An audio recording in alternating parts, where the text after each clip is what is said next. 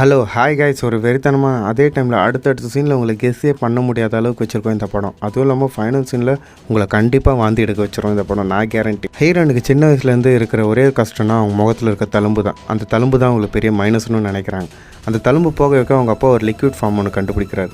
அதில் ஃபெயிலும் ஆகி போகிறாரு மனுஷன். அதில் அவரோட உயிரும் போகுது.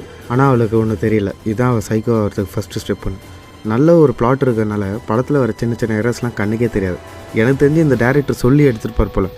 படம் பார்க்க வரவன் அடுத்த 2 நாளைக்கு சாப்பிடவே கூடாதா, அந்த மாதிரி இருக்கணும்டான்னு எடுத்துருப்பான்.